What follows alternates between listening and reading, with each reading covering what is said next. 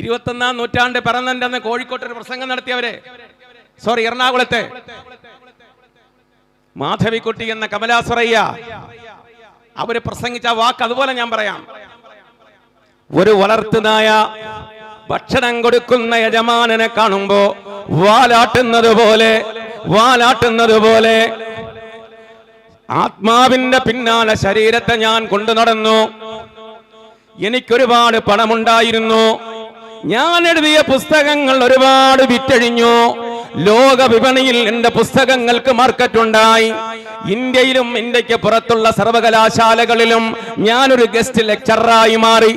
നാലപ്പാട്ട് തറവാട്ടിലെ നീർമാതളത്തിന്റെ ചുവട്ടിലെ ചന്ദനത്തിൽ തീർത്ത കസേരയ്ക്കകത്തിരുന്നു കൊണ്ട് ഞാൻ എഴുതിയ കഥയും കവിതയും ലോകത്തെ ഫാൻസി ഡ്രസ് എന്ന ഇംഗ്ലീഷ് പോയം, അത് ഇംഗ്ലീഷ് എന്റെ കവിത പല യൂണിവേഴ്സിറ്റികളിലും പാഠപുസ്തകമായി മാറിയെങ്കിൽ വ്യക്തിപരമായി എനിക്ക് അല്പം സമാധാനത്തിന്റെ കുറവുണ്ടായിരുന്നു.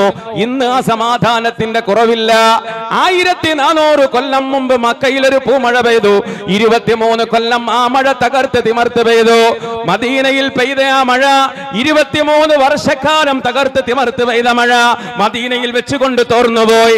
1400 കൊല്ലത്തിന് ശേഷം പുന്നയൂർ കുളത്തിനടുത്തുള്ള നാലപ്പാട്ട് തറവാട്ടിലെ ചന്ദനത്തിൽ തീർത്ത കസേരയ്ക്കകത്തിരുന്ന് കാവിന്റെ മുറ്റത്തിരുന്നു കൊണ്ട് ഞാൻ കൈ നീട്ടിയപ്പോ 2 തുള്ളി എന്റെ കൈവെള്ളയിൽ വന്ന് വീണു. എന്റെ കൈവെള്ളയിൽ വന്ന് വീണ ആ മഴത്തുള്ളി എന്റെ നെഞ്ചോട് ചേർത്ത് പിടിച്ചപ്പോൾ എന്റെ ആത്മാവ് ശാന്തിയായി. വില്യം ഷേക്സ്പിയറിന്റെ മാക്ബത്തും ജൂലിയസ് സീസറും വായിച്ച മാധവിക്കുട്ടിയുടെ മനസ്സിന് സാന്ത്വനം നൽകാൻ അതിന് കഴിഞ്ഞില്ല. മാക്സിം ഗോർക്കിയുടെ ദ മദർ എന്ന പുസ്തകം വായിച്ച മാധവിക്കുട്ടിക്ക് ആ പുസ്തകത്തിൽ നിന്ന് ആത്മാവിനെ പ്രചോദനം നൽകാൻ അവർക്കൊന്നും കണ്ടെത്താൻ കഴിഞ്ഞില്ല. ടാഗോറിന്റെ ഗീതാഞ്ജലിയും അതേപോലെ ടോൾസ്റ്റോയുടെ ഗ്രന്ഥങ്ങളും ആർതർ കോണൻ ഡോയിലിന്റെ ദ ഹൗണ്ട് ഓഫ്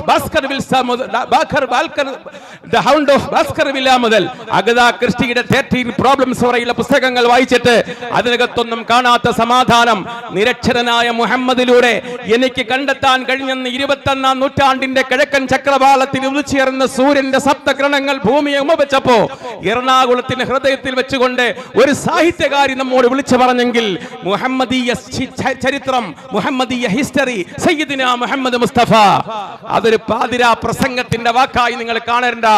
ലോക ചരിത്രത്തിൽ രേഖപ്പെടുത്തപ്പെട്ട മുഹമ്മദീയ ദർശനത്തിന്റെ ചരിത്രമാണ് സയ്യിദിന മുഹമ്മദ് മുസ്തഫ.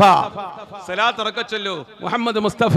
തൗറാത്തിലും ഇഞ്ചീലിലും സബൂറിലും പേര് വെക്കപ്പെട്ട ലോകത്തെ ഏറ്റവും വലിയ മാനുഷിക ഗ്രന്ഥമായ ഖുർആൻ കൊടുത്ത് അനുഗ്രഹിക്കപ്പെടുന്ന മസ്ജിദുൽ ഹറാമിൽ നിന്ന് ബൈത്തുൽ മുഖദ്ദസിലേക്ക് ഇസ്രാ നടത്തപ്പെടാൻ അനുഗ്രഹിക്കപ്പെട്ട, അവിടെ നിന്ന് മിഅ്റാജിലേക്ക് സപ്തവാനങ്ങൾക്കപ്പുറം അല്ലാഹുവിന്റെ സിംഹാസനത്തിന്റെ അടുത്തേക്ക് ക്ഷണിക്കപ്പെട്ട അതിഥിയായി മാറേണ്ട കഅബത്തിന്റെ മുമ്പിൽ വെച്ച് മുഹമ്മദ് എന്ന് വിളിക്കപ്പെട്ടയാള് തെറ്റ് ചെയ്യില്ലെന്ന് മാത്രമല്ല, തെറ്റ് ചെയ്യാൻ ഉദ്ദേശിക്കുക പോലും ചെയ്യില്ല മുഹമ്മദ് മുസ്തഫ.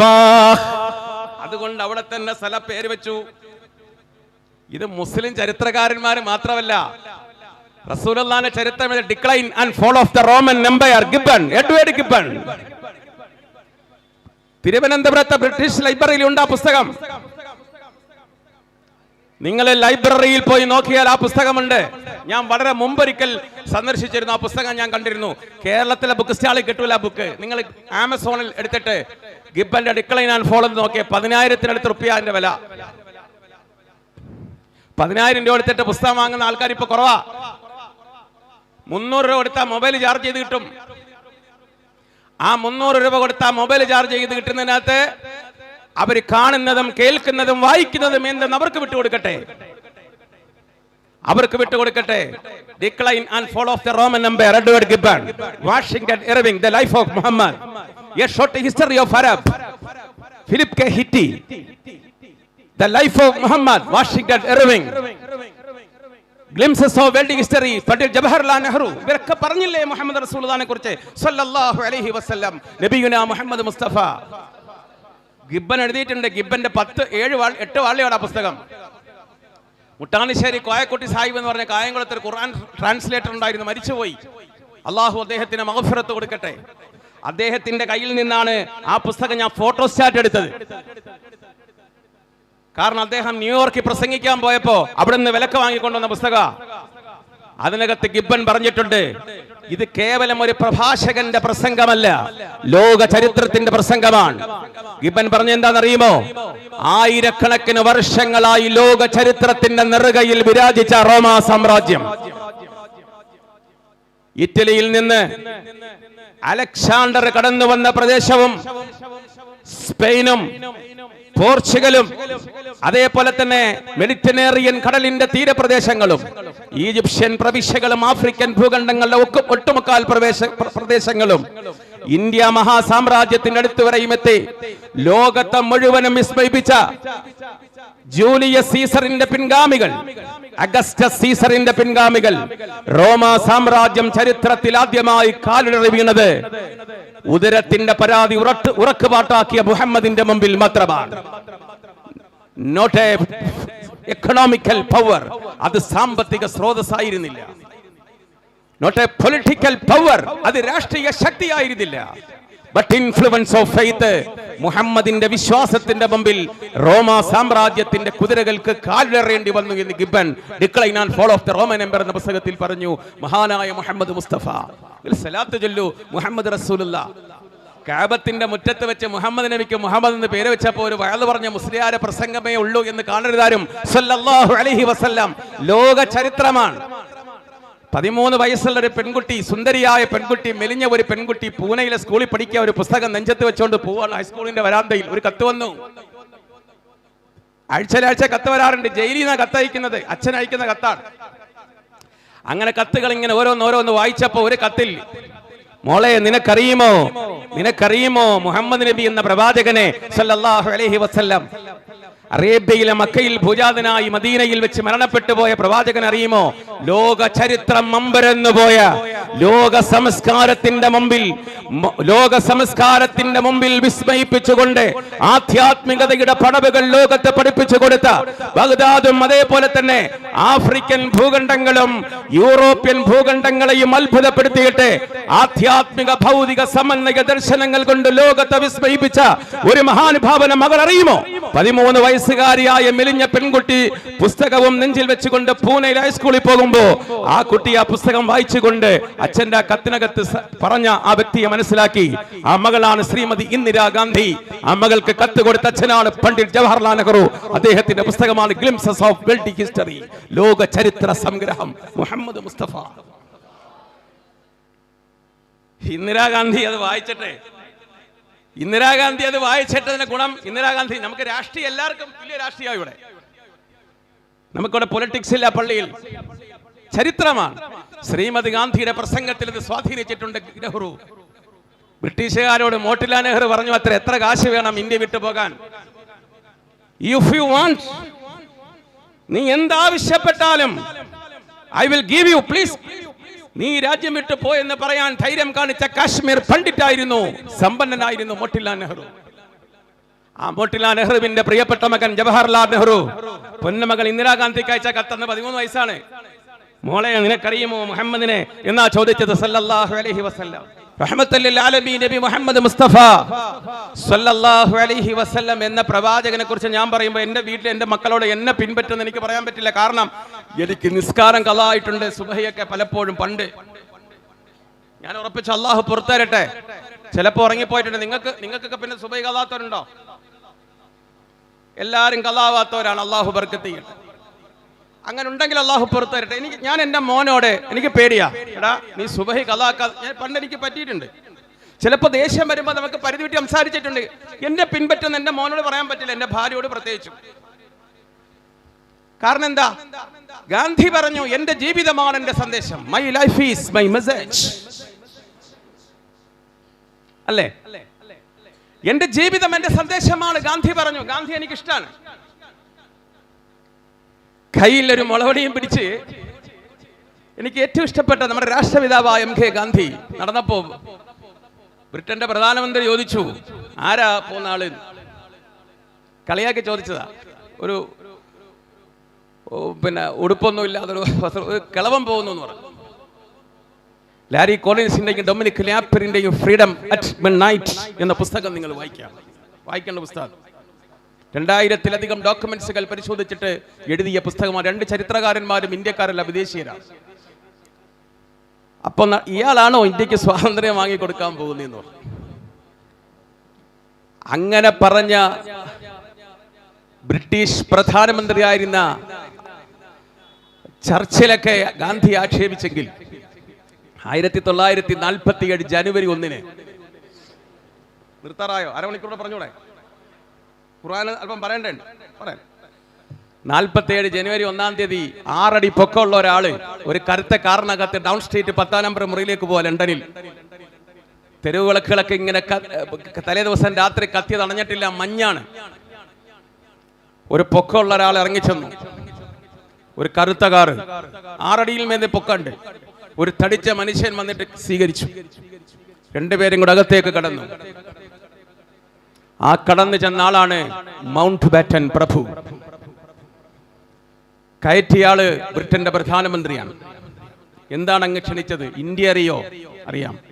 അവിടെ പോണം. എന്തിന്? സ്വാതന്ത്ര്യം കൊടുക്കാൻ. സ്വാതന്ത്ര്യം കൊടുക്കാൻ. കയ്യിൽ മുളവടിയും പിടിച്ച് നടന്ന ഈ കിഴവനോ എന്ന് പരിഹസിച്ച പ്രധാനമന്ത്രിക്ക് മൗണ്ട് ബാറ്റനോട് പറയേണ്ടി വന്നു, ഇന്ത്യക്ക് സ്വാതന്ത്ര്യം കൊടുക്കാൻ പോകണം. മൗണ്ട് ബാറ്റൻ പറഞ്ഞു, എനിക്ക് പറ്റില്ല. അദ്ദേഹം പല രീതിയിൽ ഒഴിഞ്ഞു മാറി. അവസാനം യോർക്ക് 102 എന്ന വിമാനത്തിൽ മൗണ്ട് ബാറ്റൻ പ്രഭുവും അദ്ദേഹത്തിന്റെ ഭാര്യ എഡ്വിന മൗണ്ട് ബാറ്റൻ പ്രഭുവും പരിവാരങ്ങളുമായി ഇന്നത്തെ രാഷ്ട്രപതി താമസിക്കുന്ന വൈസ്രോയി മന്ദിരമാണെന്ന്. വൈസ്രോയി മന്ദിരം, അതാണ് ഇന്നത്തെ പ്രസിഡന്റിന്റെ മന്ദിരം. ആ മന്ദിരത്തിലെ താമസിക്കാൻ വേണ്ടി ഇന്ത്യയിലെ അവസാനത്തെ വൈസ്രോയിയായ മൗണ്ട് ബാറ്റൻ പ്രഭു വിക്ടോറിയ ഇന്റർനാഷണൽ എയർപോർട്ട് ഡൽഹിയിൽ വന്നിറങ്ങി. തൊട്ട് പിന്നിലുണ്ട് എഡ്വിന മൗണ്ട് ബാറ്റൻ. കുറച്ച് വളർത്തുപട്ടിയുണ്ട്, വിമാനത്തിൽ കൊണ്ടുവന്നതാ. അകത്തേക്ക് കയറിയപ്പോ, പട്ടിയുമായി അകത്തേക്ക് കയറിയപ്പോ എഡ്വിന മൗണ്ട് ബാറ്റൻ പ്രഭു വൈസ്രോയി മന്ദിരത്തിലെ ഇന്നത്തെ രാഷ്ട്രപതി ഭവനായി പിന്നീട് മാറിയ വൈസ്രോയി മന്ദിരത്തിലെ പരിചാരകരോട് പറഞ്ഞു, "Can you give me some chicken fry?" എനിക്കല്പം ചിക്കൻ പൊരിച്ചത് തരും. മാഡം, എന്നുവെച്ചാൽ രാഷ്ട്രപതിയുടെ പ്രഥമ പൗരനാണ് വൈസ്രോയി. അദ്ദേഹത്തിന്റെ ഭാര്യ എന്ന് പറയുമ്പോ പ്രഥമ വനിതയല്ലേ? യെസ്. ആർക്കാണ്? പട്ടിക്ക് കൊടുക്കാനാണ്. പട്ടിക്ക് കൊടുക്കാനാണെന്ത്?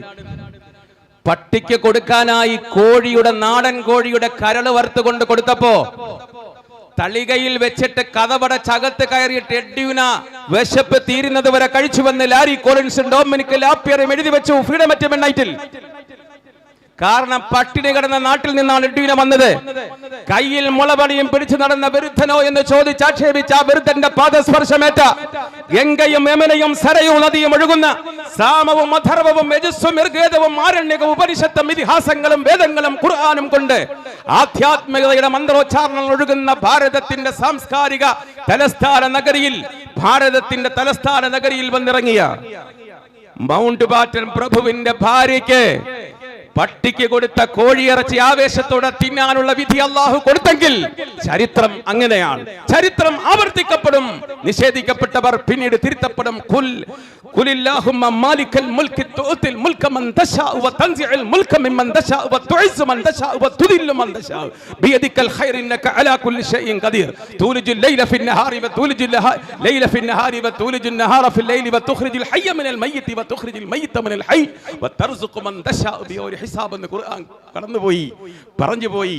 അങ്ങനെയുള്ള ഗാന്ധിയെ ആക്ഷേപിച്ചവർ അവസാനം ഗാന്ധിയുടെ മുമ്പിൽ അടിയറവ് പറയേണ്ടി വന്നെങ്കിൽ മുഹമ്മദ് മുസ്തഫ സല്ലല്ലാഹു അലൈഹി വസല്ലമയുടെ ജീവിതം, പ്രവാചകനെ വിമർശിച്ചവർ പ്രവാചകനെ സ്വീകരിക്കേണ്ട അവസ്ഥയിലേക്ക് വന്നതായി നിങ്ങൾക്കറിയാൻ കഴിയില്ലേ? സയ്യിദിന മുഹമ്മദ് മുസ്തഫ ആരാണ് അയാൾ? അതുകൂടെ നിങ്ങൾക്ക് പറയാം. ഞാൻ അവിടെ പുസ്തകം തന്നെ പറഞ്ഞാൽ, ലിയോപോൾഡ് വൈസ് എവിടെ ജനിച്ചോ? ജർമ്മനിയിൽ. ഏത് കുടുംബത്തിൽ? ജൂത കുടുംബത്തിൽ. ജൂതന്മാർക്ക് മുസ്ലിങ്ങളോടുള്ള ഇഷ്ടം പറയണ്ടല്ലോ, പ്രത്യേകിച്ച് ഇപ്പോഴും. വിമർശിച്ചെഴുതുക. അന്ന് ഈ റേഡിയോ അല്ല, പിന്നെ TV ഒന്നുമില്ല, റേഡിയോ ഒക്കെ ചെറുതായിട്ട് വരുന്നേ ഉള്ളൂ. അപ്പോ ഇതെല്ലാരും വായിച്ചിട്ട് സത്യാന്ന് വിശ്വസിക്കുക. അങ്ങനെ ഇരിക്കുമ്പോൾ ഇയാൾ സ്വപ്നം കണ്ടു. നിങ്ങൾ ശ്രദ്ധിക്കണം, അയാളൊരു സ്വപ്നം കണ്ടു. എന്താ സ്വപ്നം? ഒരു തീവണ്ടി നിറച്ച ആൾക്കാരുമായിട്ടൊരു തീവണ്ടി പാളത്തിലൂടെ ഇങ്ങനെ വരിക. വരുമ്പോ തീവണ്ടിയുടെ പാളം ചതുപ്പ് നിറഞ്ഞ ഒരു സ്ഥലത്തിന്റെ മുകളിൽ നാട്ടപ്പെട്ട പാലത്തിലെത്തിയപ്പോ പാളം തെറ്റി ബോഗികൾ നിലത്ത് വീണു. ഇയാളും അതിൽ പാസഞ്ചറാണ്, യാത്രക്കാരനാണ്. താഴെ വീണപ്പോ ചതുപ്പ് സ്ഥലത്തേക്ക് വീണത് കൊണ്ട് ശ്വാസം മുട്ടി തല പൊക്കാൻ കഴിയാതെ മരിക്കാൻ പോവാണ്. ഇദ്ദേഹത്തിന്റെ ഡ്രീമാണ്, സ്വപ്നമാണ്. അങ്ങനെ വീഴുന്നു കിടക്കുന്ന സമയത്ത് രക്ഷിക്കണേ രക്ഷിക്കണേ എന്ന് പറഞ്ഞുകൊണ്ട് കൈനീട്ടി.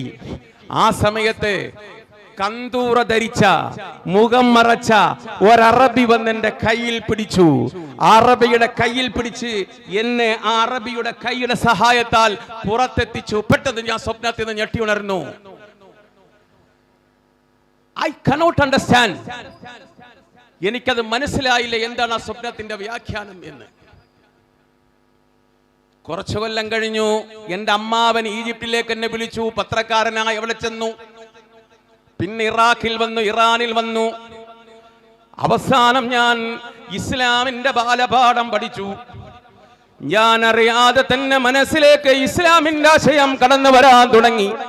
പ്രവാചകന്റെ പാദസ്പർശമേറ്റ നാട്ടിൽ വെച്ചുകൊണ്ട് അശ്ഹദു അല്ലാ ഇലാഹ ഇല്ലല്ലാഹ് വഅശ്ഹദു അന്ന മുഹമ്മദർ റസൂലുള്ളാഹ് എന്ന് ഞാൻ വിശ്വസിച്ചു. നേരെ ഞാൻ പോയി മദീനയിലേക്ക്, റൗളയിലേക്ക് ഞാൻ പോവുകയാണ്. റൗള ഷരീഫിന്റെ മുമ്പിൽ ഞാൻ ചെന്നപ്പോൾ ഞാൻ പറഞ്ഞു, ഈ പച്ചത്താഴിക കുടത്തിന്റെ താഴെ ഉറങ്ങിക്കിടക്കുന്ന നേതാവേ, അങ്ങയുടെ അനുയായികൾ സ്നേഹിക്കുന്നത് പോലെ ലോകത്തൊരു നേതാവിനെയും അനുയായികൾ സ്നേഹിച്ചിട്ടില്ല. അങ്ങനെ റസൂലുള്ളാഹി സ്വല്ലല്ലാഹു അലൈഹി വസല്ലമയുടെ ശിഷ്യനായി മാറാൻ കഴിഞ്ഞില്ലെങ്കിലും അവസാനം വൈക്കം മുഹമ്മദ് ബഷീറിന്റെ ഓർമ്മകളുടെ അറകൾ എന്ന പുസ്തകം നിങ്ങൾ വായിക്കൂ. അതിനകത്ത് നിങ്ങൾ കാണാം, കാശ്മീരിൽ വെച്ചുകൊണ്ട് ബഷീർ ഇദ്ദേഹത്തെ കണ്ടു, ഒരു തൊപ്പിയും വെച്ച് താടിയും വെച്ചുകൊണ്ട് സഹീഹുൽ ബുഖാരി എന്ന റസൂലുള്ളാഹിന്റെ ഹദീസ് 7000-ൽ പരം വരുന്ന ഹദീസ് ഇംഗ്ലീഷിൽ ട്രാൻസ്ലേറ്റ് ചെയ്തിട്ട് അദ്ദേഹം നടന്ന് വിൽക്കുന്നതായി കണ്ടു എന്ന് വൈക്കം മുഹമ്മദ് ബഷീർ. ആരെക്കുറിച്ച്? മുഹമ്മദ് മുസ്തഫ. ആ റസൂലുള്ളാഹി സ്വല്ലല്ലാഹു അലൈഹി വസല്ലമയുടെ നബി മുഹമ്മദ് മുസ്തഫ സല്ലല്ലാഹു അലൈഹി വസല്ലമയുടെ ആ ചരിത്രം എഴുതിയ മനുഷ്യന്റെ പേരാണ് Muhammad Asad. The road to Mecca. പാകിസ്ഥാന്റെ വിദേശകാര്യ വകുപ്പ് മന്ത്രിയായിരുന്നു. മൊറോക്കോയിൽ വെച്ച് മരിച്ചു 90-ാമത്തെ വയസ്സിൽ. അദ്ദേഹത്തിന്റെ വിഖ്യാതമായ പുസ്തകമാണ്. അതിന്റെ മലയാളം ട്രാൻസ്ലേഷൻ നടത്തിയത് എം.എൻ. കാരശ്ശേരിയാണ്. പുസ്തകം തിരുവനന്തപുരത്ത് വാങ്ങാൻ കിട്ടും. കാരശ്ശേരി മാഷിനെ കൊണ്ട് തന്നെ അല്ലാഹു അത് എഴുതിപ്പിച്ചു. പടച്ചവന്റെ കുതിരത്ത് കണ്ടോ? കാരശ്ശേരി മാഷിനെ കൊണ്ട് തന്നെ എഴുതിപ്പിച്ചു. നമുക്ക് മാഷിനെ ബഹുമാനുണ്ട്. All persons are equally entitled to freedom of conscience and the right to freely practice and propagate religion. നമുക്ക് എതിർപ്പ് ഇതിനകത്തുള്ളത് state shall endeavor to secure for the citizen a civil code uniform throughout the territory of India. അവിടെ നമ്മൾ തമ്മിൽ ഇച്ചിരി തെറ്റ്. ആദ്യം പറഞ്ഞാൽ V R one. ഇന്ത്യയിലുള്ള എല്ലാവരും സഹോദര ഹിന്ദുക്കൾ. അപ്പുറത്ത് ക്ഷേത്രമുണ്ട്, അപ്പുറത്ത് ക്രിസ്ത്യൻ ദേവാലയമുണ്ട്, പാളയം പള്ളി. നമ്മളെ സഹോദരങ്ങളല്ലേ. രാത്രി നമുക്ക് എവിടെങ്കിലും പോയി വഴിതെറ്റിപ്പോയാ ഒരു പേടിയും വേണ്ട, അമ്പലത്തിന്റെ മുറ്റത്ത് നമുക്ക് കിടക്കാം.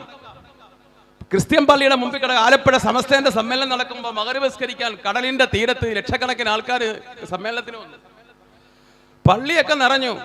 കടപ്പുറം മൊത്തം നിസ്കരിക്കാൻ ആൾക്കാർ കൂടി. അവസാനം ബിഷപ്പ് ഹൗസ് തുറന്നു കൊടുത്തു. ആര്? മുസ്ലിങ്ങൾ. എന്നിട്ട് ചോദിച്ചിട്ടൊന്നുമല്ല, ബിഷപ്പ് വന്നിട്ട് പറഞ്ഞു, വെൽക്കം ആ സഹോദരങ്ങളെ, പള്ളിക്കകത്ത് നിസ്കരിക്കണോ? നിസ്കരിച്ചോ. പള്ളി മുറ്റത്ത് നിസ്കരിക്കണോ? നിസ്കരിച്ചോ. ഒതു കൊടുക്കാൻ അപ്പുറത്ത് വെള്ളമുണ്ടെന്ന്. അച്ഛന്റെ അരമന ബിഷപ്പിന്റെ റൂം തുറന്നു കൊടുത്തിട്ട് പറഞ്ഞു, വിശ്രമിക്കുന്ന അവിടെ നിന്ന് വിശ്രമിച്ചോ, കുടിക്കാൻ വെള്ളം കൊണ്ടുതരാം. ഇതാ കേരളം, ഇതാണ് ഭാരതം. സൂറത്തുൽ ബഖറ. ബഖറ ഖുർആനിൽ എത്രാമത്തെ സൂറത്താ?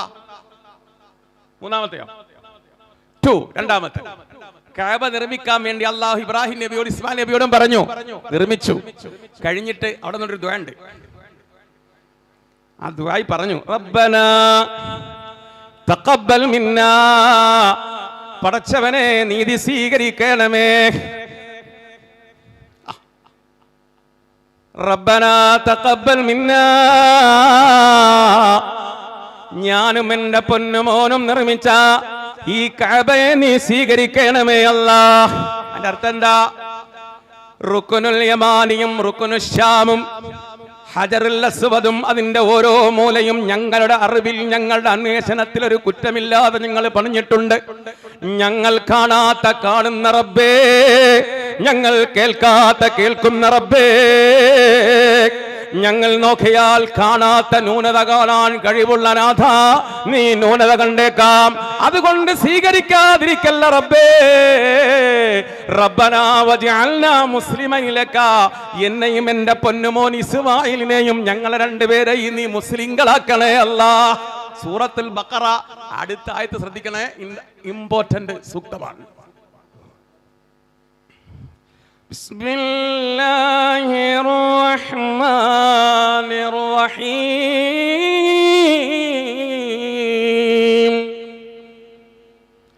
റബ്ബനാ വബ്അസ് ഫീഹിം റസൂലൻ മിൻ അൻഫുസിഹിം യത്ലൂ അലൈഹിം ആയാതിക.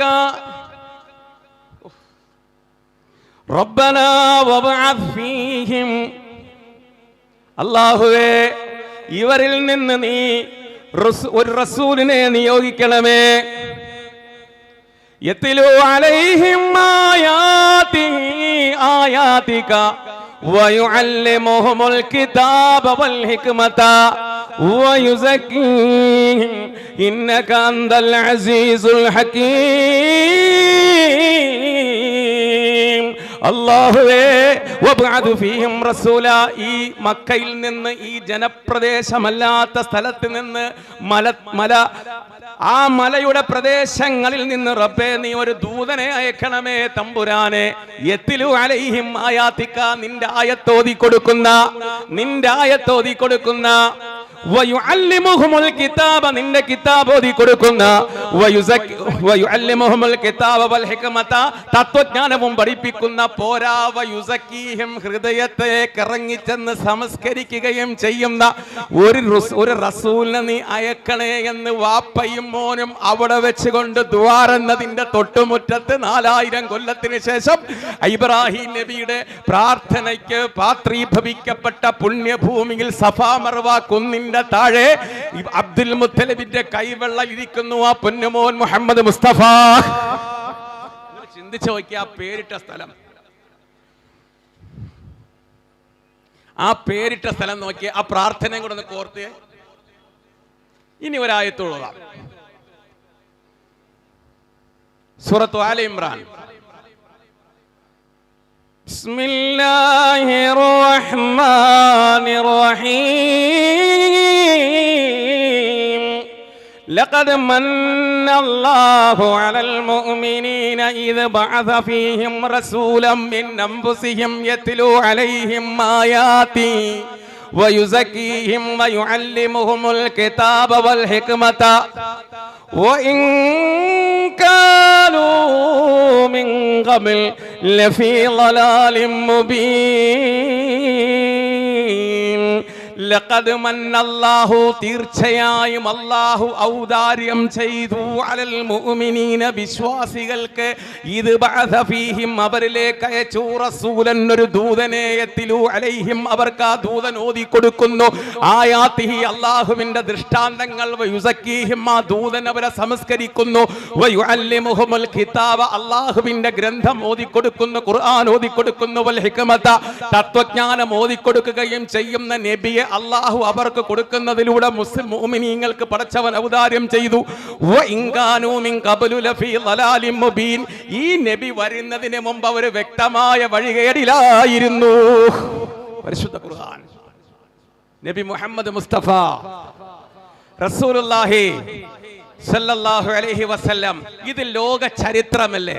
നബിയുടെ മദ്ഹ് പാടാത്ത, ഞാൻ ഖുർആനിലേക്ക് വരികയാണ്, നബിയുടെ മദ്ഹ് പാടാത്ത ഭാഷയുണ്ടോ? ഏത് ഭാഷക്കാരാ നബിയുടെ മദ്ഹ് പാടാത്തുള്ളത്?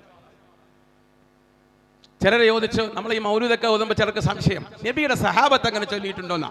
ഞാനും നോക്കിയിട്ടുണ്ട്. ഞാൻ വിദ്യാർത്ഥി ആയിരിക്കുമ്പോ പടച്ചവനെ ഹസ്സാൻ ഇബ്നു സാബിത്ത് എന്നൊരു സഹാബിയുണ്ട്, റളിയല്ലാഹു അൻഹു. പറ, ഹസ്സാൻ ഇബ്നു സാബിത്ത് റസൂലുള്ളാഹിന്റെ മുഖത്തൊക്കെ കൊണ്ട് പാട്ടുപാടി. ഹസ്സാൻ ഇബ്നു സാബിത്ത് പാടുവാണെങ്കിൽ ഏത് ഭാഷയിലാ പാടുക? ഏത് ഭാഷയിലായിരിക്കും?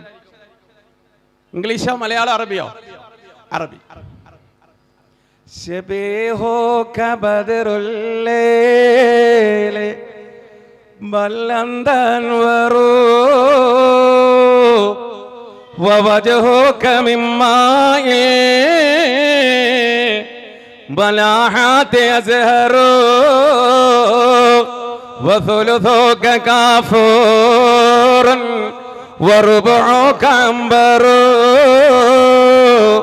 وخمسك ياقوت وباقيك جوهر. അതിന്റെ അർത്ഥം എന്താ ശ്രദ്ധിക്കണേ. ശബീഹുക ബദറുൽ ലൈൽ, 14 രാവിൽ പൊട്ടിച്ചിരിക്കുന്ന നക്ഷത്രങ്ങളുടെ നടുവിൽ മേഘക്കീറിൽ ഒളിച്ചു നിൽക്കാതെ നിലാവ് പുറത്തേക്ക് തലനീട്ടിയ രാത്രിയിൽ നിലാവേ നിലാവേ നിനക്കെന്തഴകെന്ന് പറഞ്ഞ് പൗർണമിയെ ഒരാള് കണ്ടാൽ, 14 രാവിലെ ചന്ദ്രനെ ഒരാള് കണ്ടിട്ട് നിലാവിന്റെ അഴക് മുഴുവനും തന്റെ കണ്ണിലും ഹൃദയത്തിലും ആവാഹിച്ചിട്ട് നേരെ തിരിഞ്ഞാൽ നബിയെ അങ്ങയുടെ മുഖമെങ്ങാനും കണ്ടാൽ ബല്ലന്തൻ വറൂ, ചന്ദ്രൻ ലജ്ജിച്ചു പോകുന്ന തോട്ടക്കാരനെ അത്ഭുതപ്പെടുത്തുന്ന മുഖമല്ലേ അങ്ങയുടെ മുഖം മുത്തേ മുഹമ്മദ് മുസ്തഫ. ഉറക്കെ ചൊല്ലു മുഹമ്മദ് മുസ്തഫ. ഹസ്സാൻ ഇബ്നു സാബിത്ത് പാടിയ സഹാബിയ. തീർന്നില്ല തീർന്നില്ല. ശബീഹുക ബദറുൽ ലൈലി ബല്ലന്തൻ വറൂ വവജ്ഹുക മിമ്മായിൽ മലാഹാത്തി അസ്ഹറു. സ്ഫടിക പാത്രത്തിൽ വെള്ളം വീണാൽ സ്ഫടികം തനിയെ തിളക്കമുള്ളതാണ്. അതിൽ വെള്ളത്തുള്ളി വീണാൽ എന്ത് തിളങ്ങുമോ അതുപോലെ തിളക്കമല്ലേ മുത്തേ മുഹമ്മദ് മുസ്തഫ. മുഹമ്മദ് റസൂലുള്ളാഹ് മുഹമ്മദ് റസൂലുള്ളാഹ്. വഫുലുതുക കാഫൂറുൻ വറുബുക അംബറു വഹുമസുക യാഖൂതുൻ വബാഖീക ജൗഹറു.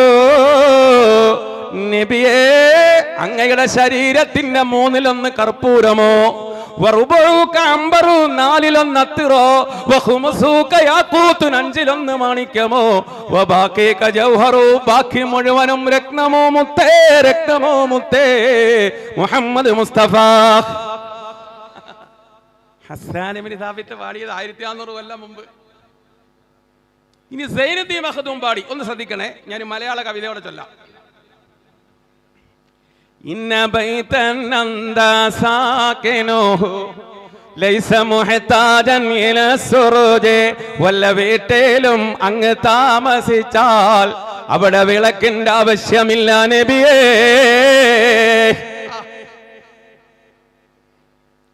ആയിഷ ബീവി പറയുന്നു റളിയല്ലാഹു അൻഹാ, ഒരിക്കൽ ഞാൻ മുണ്ട് നെയ്യുകയാണ്.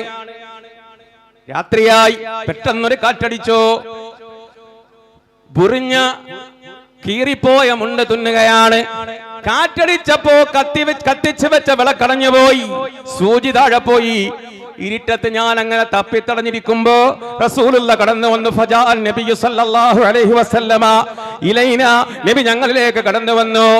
നബിയുടെ കാലിന്റെ പ്രകാശത്തിൽ നിന്ന് നിലത്ത് കടന്ന സൂചി ഞാൻ കണ്ടെടുത്തെന്ന് ബീവി ആയിഷ. നമ്മളെങ്ങനെ വീട്ടിൽ കയറിയാലോ പ്രകാശമാണ്, നമുക്ക് പ്രകാശമാണ്. അല്ലാഹു പ്രകാശം തരട്ടെ. നിലത്ത് കിടന്ന സൂചി കണ്ടെടുത്തു എന്ന് പ്രകാശം കൊണ്ടെന്ന് മുഹമ്മദ് മുസ്തഫ. അപ്പൊ മങ്കൂസ് മൗലൂദ് ചൊല്ലി. ബൂസൂരിയുടെ ബുറുദ. ഞാൻ അലക്സാൻഡ്രിയയിൽ പോയിട്ടുണ്ട്. നവാസ് മാനാൻ ഇപ്പൊ പോകുന്നുണ്ട്, അല്ലാഹു തൗഫീഖ് ചെയ്യട്ടെ. ഞാൻ അലക്സാൻഡ്രിയയിൽ പോയി ബൂസരി ഇമാമിന്റെ ഖബർ സ്ഥിതി ചെയ്യുന്ന സ്ഥലത്ത് മൊത്തത്തെ ഈ ബുറുദ വരികളാ, 165 വരിയ ഭിത്തി മൊത്തം. 2 തവണ ഞാൻ പോയി, അള്ളാഹു സ്വീകരിക്കട്ടെ. കിബർ പറഞ്ഞല്ല കേട്ടോ. ഖബറിന്റെ അടുത്ത് എന്നിട്ട് ഞാൻ ഒരു പദ്യം അങ്ങ് പാടി. അല്പം പേടിയുണ്ടായിരുന്നു. അദ്ദേഹം ഇങ്ങനെ ചൊല്ലിയതാ,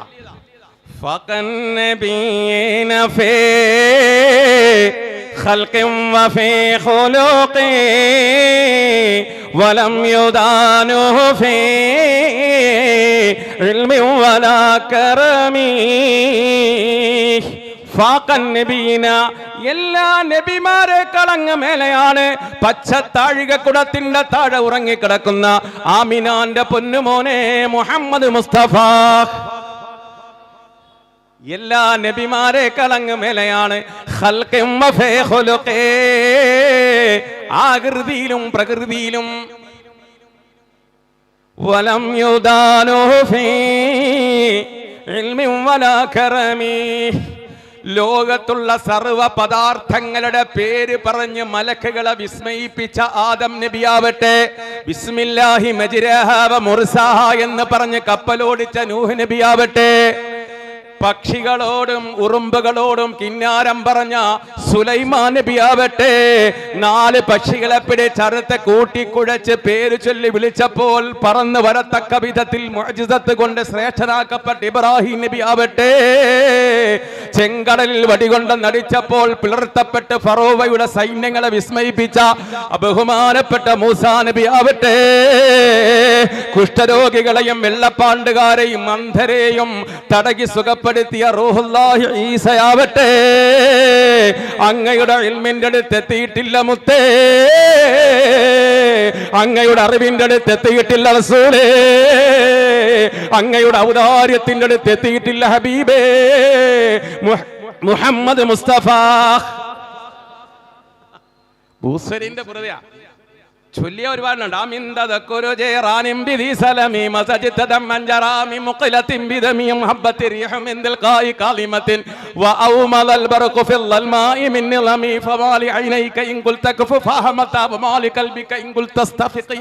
ഒരു 10 ദിവസം പ്രസംഗിച്ച ഇതെന്ന് നമുക്ക് പറഞ്ഞുകൊണ്ടിരിക്കാനുണ്ട്, അത്ര മദ്ഹ മുഹമ്മദ് മുസ്തഫ.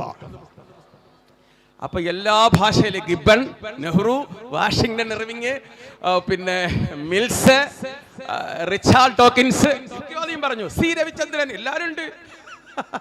മുഹമ്മദ് മുസ്തഫ പറയാതെ പറ്റില്ല. അവര് പറയുമ്പോ തെറ്റ് പറയുമ്പോൾ അറിവില്ലായ്മയാ. റസൂലുള്ളാഹി അവസാനം മാതൃഭൂമിയിൽ സ്ഥിരം കവിത എഴുതുന്ന സുകുമാർ കക്കാട് എഴുതി. ഞാനിങ്ങനെ വായിച്ചു, എന്താ പഠിച്ചോനെ എഴുതിയത്? സ്വർഗത്തിൽ നിന്നും ഹൃദയത്തിലേക്കൊരു സ്വർണ്ണ നൂൽപാലം പണിത പ്രവാചക, ജീവന്റെ ഭിന്നമാം നാദവൈചിത്രങ്ങളേകമാം സത്തയിൽ ബന്ധിച്ച ധാർമ്മിക, തമ്മിലിടഞ്ഞും അഹങ്കരിച്ചും കരൽ കൊത്തിപ്പറിച്ചും ചവച്ചും പുളം ചാർത്ത ഗോത്രക്കുറുമ്പിനെ കാട്ട് ക്രൗര്യങ്ങളെ ശാന്തി സങ്കീർത്തനമാക്കിയ നായക, ഭർത്യരക്തക്കറ പറ്റിയ ദംഷ്ടയിൽ മണ്ണൊന്തര സ്മൃതി കോർത്ത ബിംബങ്ങളെ സത്യവിശ്വാസ പ്രകാശ ധാവള്യത്തിൻ നിത്യ പ്രവാഹാൽ തീർത്ത പ്രബോധക, അങ്ങയ ചൂഴുമോരായിരം ഓർമ്മകൾ ആത്മഹർഷം മിതച്ചെത്തുമീ വേളയിൽ, ബന്ധുര ചിന്തകൾ ജീവന്റെ ജീവനിൽ കുന്തിരിക്കമ്പുകച്ചെത്തുമീ മാത്രയിൽ, കൈകോർത്തുമേയുന്ന മണ്ണുമാകാശവും കൈമാറി നിൽപ്പൂ സ്തുതിയുമാശംസയും. കഷ്ടമനാഥനായി ജാതനായെങ്കിലും ശിഷ്ടർക്ക് നാഥനായി വർത്തിച്ച സാത്വിക, പൊള്ളും മരുക്കളെ അധ്യാപനങ്ങളാൽ പുഷ്പനികുഞ്ചകമാക്കിയ ചിന്തക, എത്രയും സൗമ്യനാണെങ്കിലും ശത്രുവിനിന്തിനുരുക്ക് വാളാകിന വിക്രമ, വിസ്തരതേക്കാൽക്കൽ വീണീടിലും ജീർണമാം വസ്ത്രേന ഗാത്രം പുതച്ച നിറുപോത്തമ, വായിപ്പീനെന്ന അത്യുന്നതങ്ങളിൽ നിന്ന് വാ തുറന്നോതിയ വിജ്ഞാനദായക, അന്നം കൊടുപ്പീൻ പശിക്കെതിരെ ആദ്യത്തൊരംഗം കുറിച്ചൊരവശ സംരക്ഷക, ക്ഷമിപ്പീൻ ക്ഷമാശീലനാണ് എത്രയും ശക്തരെന്നോദിയ വേദപാരംഗത, അങ്ങയ ചോഴുമോരായിരം ഓർമ്മകൾ ആത്മഹർഷം മിതച്ചെത്തുമീ വേളയിൽ, ബന്ധുര ചിന്തകൾ ജീവന്റെ ജീവനിൽ കുന്തിരിക്കമ്പുകച്ചെത്തുമീ മാത്രയിൽ, കൈകോർത്തുമേയുന്ന മണ്ണുമാകാശവും കൈമാറി നിൽപ്പൂ സ്തുതിയുമാശംസയും, സ്വർഗത്തിൽ നിന്നും ഹൃദയത്തിലേക്കൊരു സ്വർണ്ണ നൂൽപ്പാലം പണിത പ്രവാചക, ജീവന്റെ ഭിന്നമാം നാദവൈചിത്രങ്ങളേകമാം സത്തയിൽ ബന്ധിച്ച ധാർമ്മിക. അസ്സലാമു അലൈക യാ റസൂലല്ലാഹ്, അസ്സലാമു അലൈക യാ ഹബീബല്ലാഹ്, അസ്സലാമു അലൈക യാ റഹ്മത്തൽ ലിൽ ആലമീൻ സല്ലല്ലാഹു അലൈഹി വസല്ലം. ഇനി ആരാ പാടേണ്ടത്? ഇനി ആരാ പാടേണ്ടത്? അതുകൊണ്ട് ലാ ഇലാഹ ഇല്ലല്ലാഹ് എന്ന വചനം നമുക്ക് പഠിപ്പിച്ചത് മുഹമ്മദ് നബിയാണ് സല്ലല്ലാഹു അലൈഹി വസല്ലം. ഖുർആൻ നമുക്ക് പഠിപ്പിച്ചത് മുഹമ്മദ് നബിയാണ്. മുഹമ്മദ് നബി അറിഞ്ഞുകൊണ്ട് ഖുർആൻ പഠിക്കലും മുഹമ്മദ് നബി അറിഞ്ഞുകൊണ്ട് തൗഹീദ് പഠിച്ചെങ്കിലേ നമുക്ക് കാര്യം ഗ്രഹിക്കൂ. അതുകൊണ്ട് ആ പണ്ട് ഫത്ഹുൽ മീനൊക്കെ എഴുതി വെച്ചത് ആദ്യം നബിയെ കുറിച്ച് പഠിപ്പിക്കാൻ. മുഹമ്മദ് മുസ്തഫ, മുഹമ്മദ് റസൂലുള്ളാഹി. എത്ര ഭാഷയിൽ ലോക ചരിത്രത്തിൽ ആർക്കെങ്കിലും നിഷേധിക്കാൻ പറ്റുമോ?